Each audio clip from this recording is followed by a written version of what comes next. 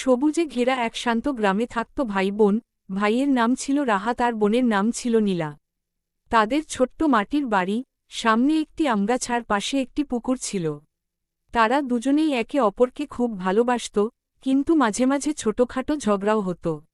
রাহাত ছিল একটু দুষ্টু আর সাহসী। সে গাছে চড়তে, নদীতে সাঁতার কাটতে আর বন্ধুদের সঙ্গে খেলতে খুব ভালোবাসত।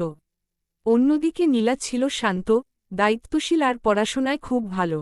সে ঘরের কাজে মাকে সাহায্য করত এবং রাহাতকে সবসময় সাবধান থাকতে বলত। একদিন সকালে রাহাত বলল, নীলা, আমি আজ জঙ্গলের ভেতরে গিয়ে নতুন জায়গা দেখতে চাই।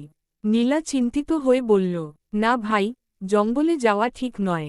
সেখানে বিপদ হতে পারে। কিন্তু রাহাত কারো কথা শুনল না। সে একাই জঙ্গলের দিকে চলে গেল। জঙ্গলের ভেতরে গিয়ে রাহাত প্রথমে খুব আনন্দ পেল। নতুন নতুন গাছ, পাখির ডাক আর শীতল বাতাস তাকে মুগ্ধ করছিল। কিন্তু কিছুক্ষণ পর সে বুঝতে পারল, সে পথ হারিয়ে ফেলেছে। চারপাশে তাকিয়ে সে ভয় পেতে শুরু করল। সে চিৎকার করে বলল, নীলা, তুমি কোথায়? এদিকে বাড়িতে নীলা বুঝতে পারল রাহাত অনেকক্ষণ ধরে ফিরে আসছে না।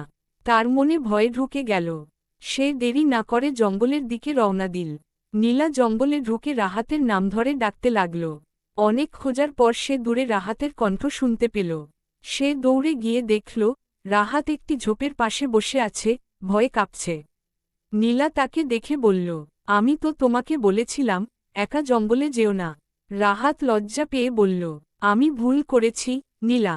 আমি তোমার কথা শুনিনি। নীলা তার হাত ধরে বলল, চলো, আমি তোমাকে বাড়ি নিয়ে যাব। নীলা পথ চিনে চিনে ধীরে ধীরে রাহাতকে নিয়ে জঙ্গল থেকে বের হয়ে এলো। বাড়িতে ফিরে তারা মাকে সব কথা বলল। মা তাদের দুজনকে বুকে জড়িয়ে ধরে বললেন, তোমরা একে অপরকে ভালোবাসো বলেই আজ সব ঠিক আছে। সেই দিন থেকে রাহাত বদলে গেল। সে আর কখনো নীলার কথা অমান্য করত না, বরং কোনো কাজ করার আগে নীলার সঙ্গে পরামর্শ করত। নীলাও রাহাতকে আরও বেশি যত্ন করতে লাগল।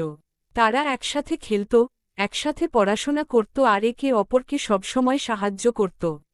গ্রামের মানুষ তাদের দেখে বলত, এমন ভাই বোন থাকলে কোনো ভয় থাকে না, কারণ তারা একে অপরের শক্তি।